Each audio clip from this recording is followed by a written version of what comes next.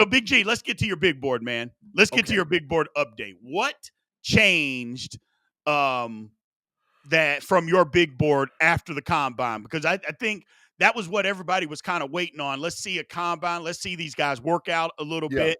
bit. What changed on your big board, Big G? The depth at certain positions, definitely. And there was guys that were combine standouts that listen, they're gonna call me biased, they're gonna talk bad about me. But there's a guy that we got to get at 21 if he's there. I mean, there's no ifs, ands, buts about it. I need this dude. And he's not a position of need. It's just what he did and what I saw on tape. So yeah, but there's been some changes. Definitely at some of the key positions, at quarterback, at running back, at wide receiver, at defensive line. There's been some changes. So we're gonna take a look at it and see what's going on, B. Go ahead. Let's break it down, man. Let's break down the positions Right. and go one by one and let's see what we got. Right. So initially going into the big board, this was my rankings, right? And if we flip it over to my 2.0 big board, there's been some dramatic changes at rankings with quarterbacks, right? I still like Cam Ward, Shadur Sanders, Jackson Dart, but now Tyler Shaw has moved to my quarterback 4. Based on what we saw on position rankings and what he did on the field, and the kid ran a 4.6, 4.40. I mean, come on, get up out of here. You know that's incredibly athletic, right? And his arm strength looked good on the field too, as well as with the drills, right? I love the little drill where he's got to throw the guy open on the sideline and put it like 3 feet over his head. He was actually throwing darts on that pass, bro. You know, he was putting it in a position where the receiver only could catch it. So I loved it. And then now I move Kyle McCord to number 5. Quinn Ewers and Will Howard have dropped completely out. I'm out on both of them. Yeah. I don't think either one of these guys is a top level quarterback. At best, they're career backups. So that's my changes with 2.0 big board, Big B. I got you. Keep going, man. Keep going. Well, here's the thing. I'll go based on who I like as far as quarterback. Yeah. Tyler Shook. I like Tyler. Obviously, I am a bias because I'm a diehard U of L fan, Louisville fan. Yeah. But I was out on Quinn Ewers all along. I didn't like Quinn Ewers. I still don't. I don't think he's an NFL quarterback. I just don't. Yeah. His delivery way too slow for me. Arm strength not where it needs to be. I'm out on him. I always like Kyle McCord. I'm glad you got him in the top 5. I like this list, my man. I like this list. I figured you would, but like I said, I got to be honest. If I'm going to be an evaluator of talent, I got to be honest. Absolutely. So this is what I'm seeing. All right, we're going to move to the running back position. As you'll see off the bat, running back 1 pre-combine, I had Genty, and the rest of the fellas ranked in all A, B, C, and D. But now, bro, I've had a dramatic change with my big board ranking number 2 for the running backs. Omarion Hampton is the best running back in this draft. I don't care what nobody say. Genty, listen, I know he didn't work out, but if you look at what Omarion Hampton put on the field versus what you see with the tape, he's the guy. And listen, and Quinshawn Junkins is right at Ashton Genty's heels, bro. That boy had a standing broad jump of 11. He ran a 4.45 or 4.44 in the 40-yard dash at 220-something dang on pounds, bro. He's a dog. And he played against competition in the SEC and the freaking Big Ten and handled his business. So, yeah, Quinshawn is right there. Trey is a dog. I still like Caleb Johnson. And there was that CJ kid out of Kansas, man. I almost had to put him in, bro. But I was like, is he really better than Caleb? His speed is better. But Caleb's tape, man, is just outstanding, bro. It is. So I like the list. I like the order. I said it from day one. I liked Hampton over Genty. People said I'm crazy, and I still might be crazy. I just like Hampton because he's a bigger running back. And again, we'll see what Genty runs. But maybe it's not always about the 40 time. But for me, you got to have some explosion. I mean, you got to have some. If I get an opening, I can take it to the house. The one person I wanted to put in this list is DJ Giddens out of Kansas State. Again, maybe I'm biased, don't care. But the one thing that I was afraid of is what's he going to run? I thought he'd be like a 4.57, 4.58 guy. Instead, he was 4.43. Yeah. And worked out incredible at the combine. You match that with his tape. He made a lot of money in the combine. DJ Giddens did. If the Steelers ended up with him, in the third round, I Yeah. wouldn't be mad at that at all. Not Yeah. at all. Facts. I'm with it. I'm with it. Listen, I love the kid. Like I said, Caleb Johnson's tape was just a little bit better. So that's just for me. But he's right there. He's right there with him, man. All right, wide receiver, man. As you can see, my first initial wide receiver ranking for prior to the combine, right? I liked certain guys at certain positions. And Luther Burden was like, I was super high on it. I'm not saying he's a bum, but I was super high on Luther Burden. But as you look at my new big board, there's a change. Listen, Matthew Golden is a dog. I had to go back and actually watch the tape. He outworked Isaiah Bond, bro. He outworked, and Isaiah Bond's going to be a second round draft pick, late second, early third. He outworked him, right? And B, I didn't really have stuff on this Anamora kid out of Stanford. I had to sit down and actually watch the tape. Do you know he's the only wide receiver that cooked Travis Hunter? Yeah. He cooked Travis Hunter for like 21 catches, 295 yards, and 3 touchdowns. Yeah, dog. That boy's a dog. He's like 6'2", 212 pounds. He ran a 4.43 or 4.42. Yeah, he's in the rankings, bro. He's in the rankings. But Golden moves up. Now he's wide receiver 3, bro. Okay. Well, I'm not as high on Golden. We'll see. I mean, I love his speed, obviously. Who wouldn't? But I'm not as high on him. The person that made big leaps and bounds for me, I've been on him from day one, is Jaden Higgins. I thought he was a 4.55 guy, and he ran in the low 4.4s. Again, at 6'4", 210 pounds, and he's a route runner. Facts. Yeah, that's who I like, was Jaden Higgins. Get him in that top 5. Look, if the Steelers are going to be lucky to be able to get him in the second round where we're picking now. We'll be lucky to be able to do it. If we can, great. But I like Jaden Higgins. That was somebody who stuck out to me. Yeah, facts. Now, the next position is the interior offensive lineman or the tackles. I can't remember which one. Once it gets put up by our producer, I'll remember. So we're going to talk about offensive tackles, all right? This is pre-combine, okay? Calvin Banks, Josh Simmons, Wyatt McMullen. I always mess his name up, from West Virginia, because this is what I saw on tape. And remember, draft and talent evaluators go 85% off of what they see on tape and then what they see on the field of the combine and individual workouts. Right. But I had a trade, B. I had a trade, a whole switch up with number 2, Big G's big board, right? Listen, I love Calvin Banks. I'm leaving him at number 1. I love Will Campbell. But B, that boy out of Minnesota is a dog. Yeah. I mean, listen, I went back and watched tape, and I saw against all these SEC dudes that are just like straight up designated pass rushers to go kill the quarterback. Wasn't no struggle out of that dude, dog. And B, my sleeper is Esri out of the University of Minnesota, offensive tackle. I know might not necessarily need him, but in a heartbeat, I draft him and move Jones. In a heartbeat, he would be my starting left, and I'd move Jones to guard, because that boy's a beast. Yeah. That boy's a flat-out beast, bro. So we got some new names and some change in the pecking order, bro, as far as my 2.0. Yeah, the only change that I might make is Will Campbell really impressed me. Yeah. I might have Will Campbell at number 1. He worked out. He really impressed me. They talk about how his arms aren't as long and, maybe he can't play tackle. But it's weird that they say stuff like that. And he played in the SEC, and they say all the defensive linemen in the NFL come from the SEC. Okay, well, if that's true and he dominated them all, then doesn't that mean he can play in the National Football League? Or do somehow the guys, their arms get even longer from when he played them in college? Now they get even longer when they go to the National Football League. To me, I just don't understand that. It literally doesn't make any sense.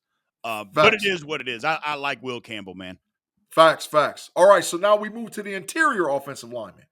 Okay, you'll see the initial rankings from the interior offensive lineman. That kid from Alabama, Tyler Booker, he was my number 1 guy. I don't think we're going to see a change from Tyler Booker being the number 1 guy. I watched his on-field workout, and I was like, this dude could play tackle. He's really that talented, and he's that much of an athlete, man.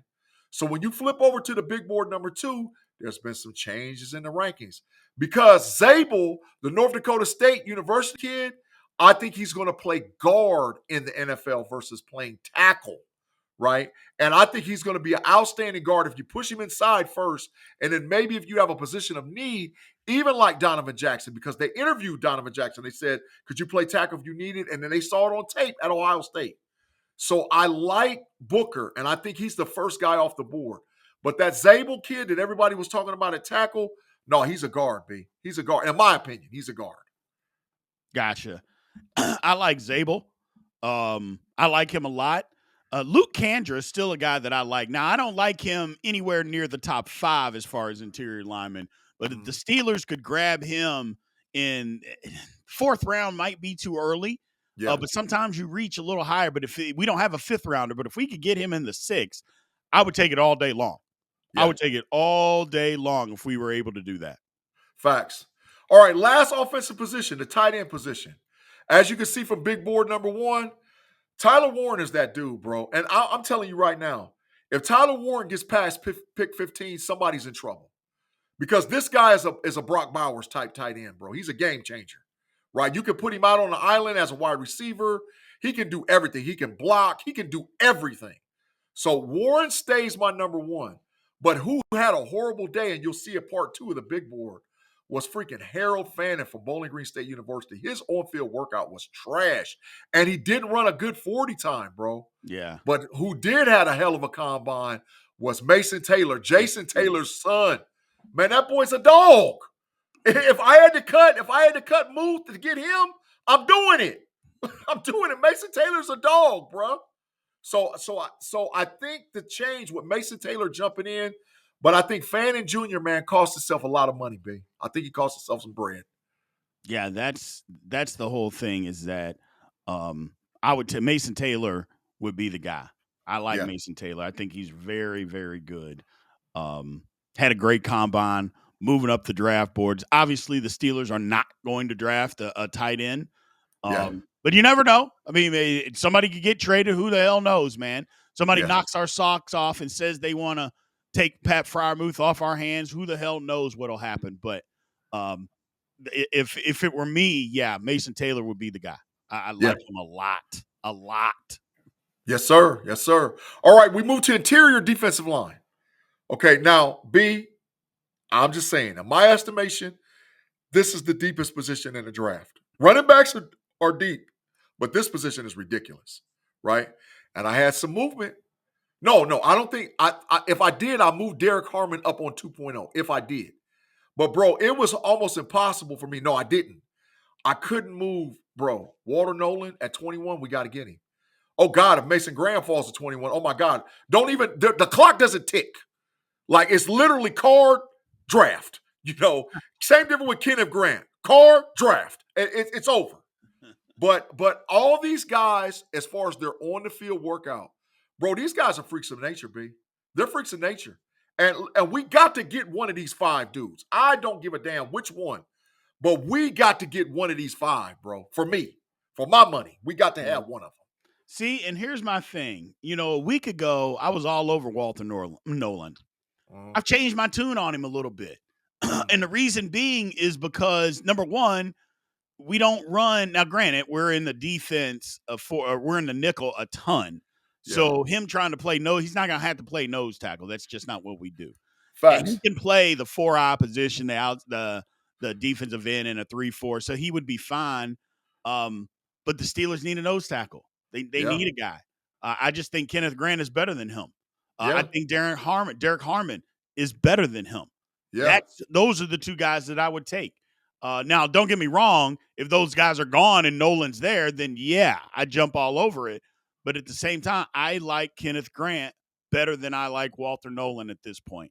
That's what I like. We got a lot of holes to fill, but I like him better than Nolan. Plus, there was no reason for Nolan not to work out. Facts. Like, why aren't you working out at the combine? Facts. You know, he wasn't hurt. He had no lingering injuries. Like, what are you doing not working out at the combine? I mean, come on, man. Do something. Yeah. If you didn't work out, there was either you're slow or your draft stock's going to go down because the other guys are so good. So I feel you. I'm with that. I'm with that analysis, B, for sure. All right, Yeah. rush ends, defensive end, edge rushers, right? Abdul Carter's still the dog, bro. And I didn't change. If you look at my 2.0, I didn't change none of it. And B, Landon John, did I? No, he switched to linebackers. He didn't put the number 2 in there, but I didn't change none. And 2.0, they still the same. And Landon Jackson made himself some bread, bro. He made himself some bread. Landon Jackson, for the defensive end out of Arkansas. He made himself some bread. Right. Here's the person that probably made money that I don't trust at all. Shamar Stewart out of Yeah. A&M. Yeah. I look, I understand he's got great pass rush moves. I understand that he's explosive. I understand that he was a workout phenom. But you're telling me none of that correlated to anything on the field? Like none of it transferred to the field. Yeah. And yes, I get it. There's a lot of things, a lot of components that go into somebody being able to get a sack. It's not just, hey, I beat my man. Okay, I can get a sack.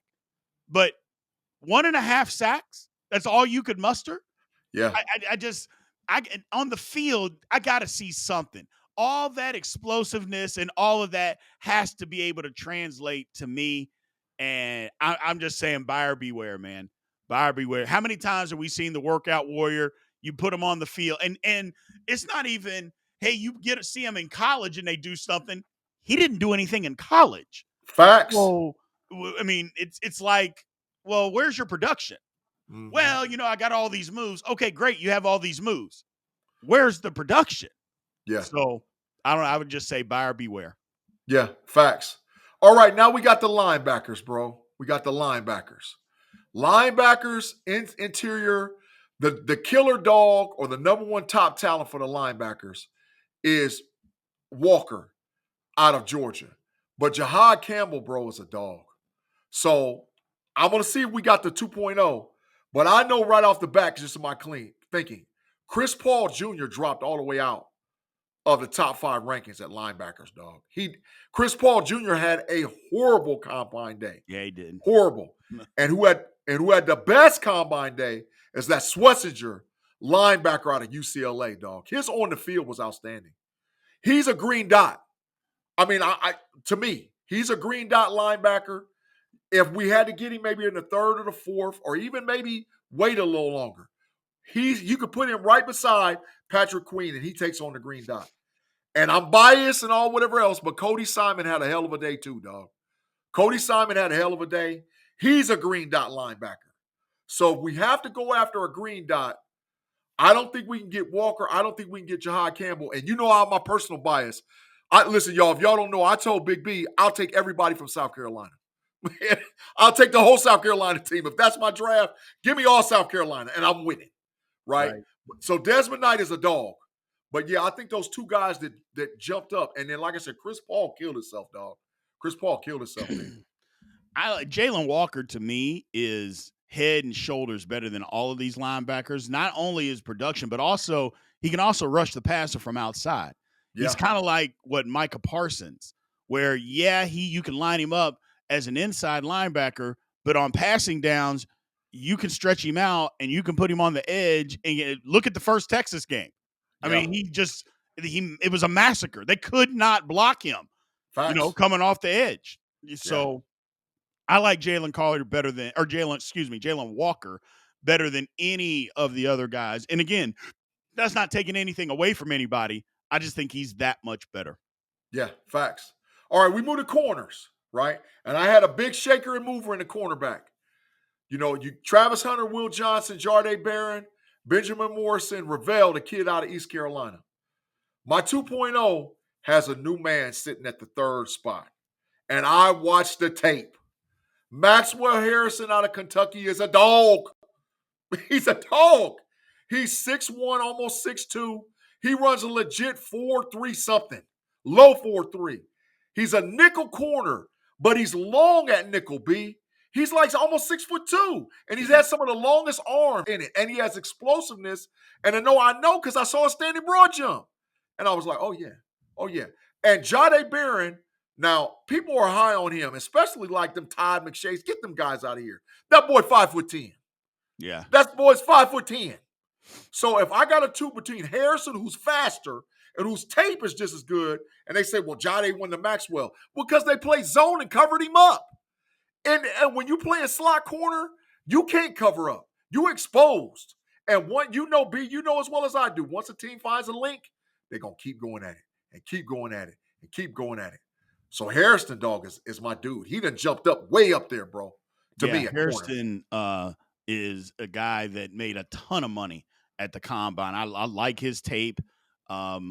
His speed was incredible. It's like you said, he's a bigger guy. And one thing that nobody ever usually talks about, or they don't talk about it enough with cornerbacks, is that he can tackle.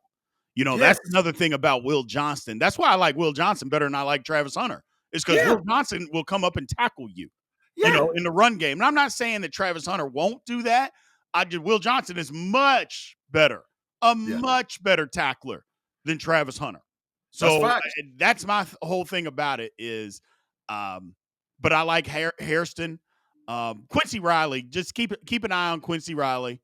He'll be later. He's not going to be in the first 2 rounds, maybe not even the first 3 rounds, but he might be around in the 4th round. And if he is, Steelers can keep an eye on that. Facts. All right, now we move to safety. Now, B, this is straight up bias on me. All right.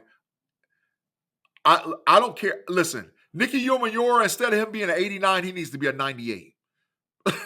That boy is a generational talent. I don't care what nobody say. That boy is a dog. So if you look at my 2.0, I ain't changed it that much. But Nicky Umenyiora, oh, come on, dog. Come on. Listen, 6'4", basically 220 pounds, strong safety, 4.38 40-yard dash, 43-inch vertical jump, 11.6 standing broad jump, and put the tape on, dog. Put the tape on. He was out there killing them.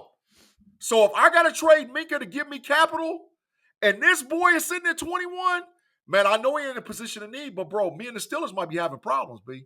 If we don't, because I'm not letting this dude get to the Baltimore Ravens, dog. If the Baltimore Ravens get him, I am so pissed off, it's unbelievable. Because I know what they like. They like what we like. And I need Nicky Umenyiora, dog, on my squad moving forward. He needs to be a Pittsburgh Steeler, period. Can't take him at 21, though. You can't do that. Well, trade back. Trade back and get him. Trade back. Safeties are so far down the totem pole when it comes to building a championship roster. It's not funny. You can't spend your draft capital on your first-round talent at 21. If you can't take running backs in the first round, you daggone with the number of holes that the Steelers have, you can't take them at 21. You just can't do that. I like him. I think he's outstanding. I think he would help us from day one. But at 21, that's too high. That's not with the needs of the Steelers. But I hear what you're saying. Don't get me wrong, because the Steelers don't take them. You're right. The Ravens probably will. Yeah. But it is what it is. The Ravens don't have the holes that the Steelers have. Right. So, I mean, we can draft them, and technically the Steelers don't even have a hole at safety. You know, they don't. Yeah. I mean, we don't like Minkah making $18 million, but Minkah's not a liability playing back there. He just makes too much money. That's the difference. So, but you're right. If they traded Minkah for a second-round pick, if he was around in the second round, okay. Or you take that second-round pick and you package it to move up back into the first, okay. Yeah. But you can't take him at 21, though. Can't take him at 21. So I'm making my preference. The Steelers need to trade the pick right now. I mean, I'm going to be called biased all day and night. But trade the pick. Nicky Umenyiora needs to be in the black and the gold, dog. I'm just saying. That's just me. That's my bias. Kickers and punters, we don't even have to necessarily go through it. It doesn't change because they didn't really get a real good on-field workout, at least from a camera standpoint. So I think the pro days are going to determine if there's a change in the kickers and the punters. But B, there's been some shifts, and there's been some guys that have stood out in this combine, bro. And thank you for allowing me to just keep progressing because, like I said, pro days, it might change something else. We're going to see. Right. No, absolutely. Things are going to change from here until people get drafted. I mean, so it's probably going to trade every other day. Things are going to move up and down based on interviews, people leaking information because they want a guy to fall to them. it's going to Yeah. be crazy until they get drafted. So Facts. let's wrap this up with our producer question, man. We always got a crazy question.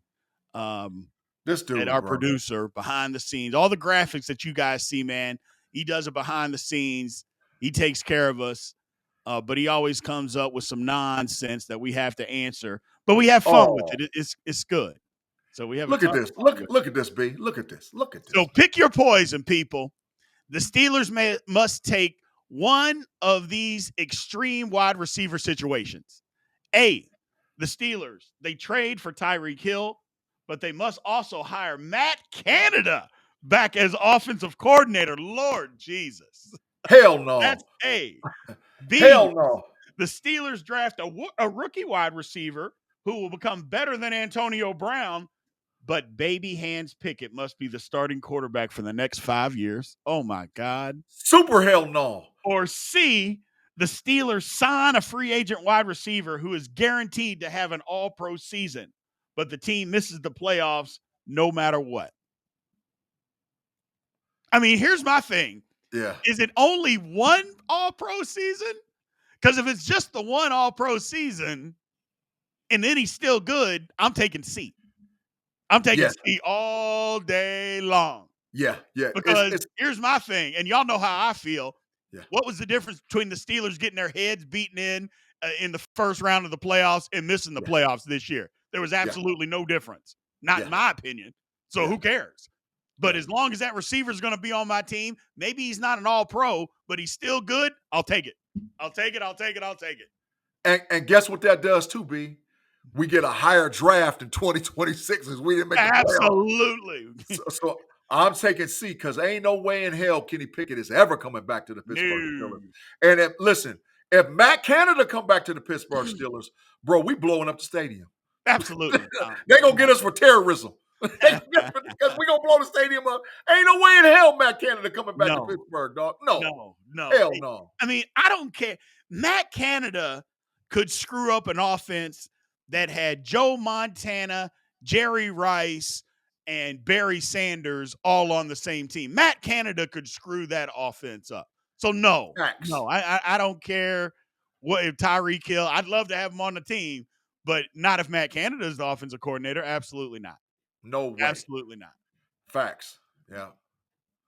Oh, and Mr. Wood, I usually don't say his name. I've broken my stance on saying that old offensive coordinator's name. I'm going back to that. We're not bringing his name up. We're not bringing his name. I can't do that. I can't do that. I think the producer set us up, dog. He did. He did. And the thing about it is that I know there's people out there that think that Arthur Smith is the exact same. No, he's not, man. No, he's not. He's better than the old offensive coordinator. He just is. In blocking schemes, at least he tries to set up plays, man. It's just I can't do it. I can't do it. I'm out on him. I am out. I'm out. So facts. Hey, this is for the producer, B. That's for the producer, dog. He gives us these strange questions. Come on, man. Absolutely. Come on, man, dog. You killing us, bro. Come on, man. Come on, man. With the strange. Here's the thing, man. I appreciate everybody. Look, I was serious when I was upset about what was going on with the Steelers today. I just woke up in a bad mood because I can't believe that we are in the situation that we're in with our quarterback situation. I never thought the Steelers would be here, but I know every team goes through it, and it's our turn to go through it. But the problem is that the Steelers didn't have to be in this position. Is that we put ourselves in this position, that we're having to beg a guy that has accomplished nothing in this league. We're having to beg Justin Fields to be part of our team. I just don't like that feeling. I don't like it. I don't want to be in it. And I just needed to say it today. And I'm glad, Big G, you were here to help me through my problems and get me through the stressful situation. Yeah. I had to let you cook today, dog. Matter of fact, let me see. Do I got my let you cook sign up here somewhere? I got it somewhere. Let me make sure. No, you know what? I don't have it. I ain't gonna put. No, I got it. I had to let you cook. I appreciate say what you needed to say and get it off your chest and be a sound voice in a strange time. Absolutely. A sound voice. Yeah. Now, look, here is a guy. I got to bring this comment up, man. He said more tariffs on Canada, Matt Canada. Now that is hilarious. See, see, yeah. See, when you can laugh about your problem, you feel better about it. absolutely. You feel better about it. So yeah, Rob, thank you, man. Thank you, because it made me laugh, and we're all good.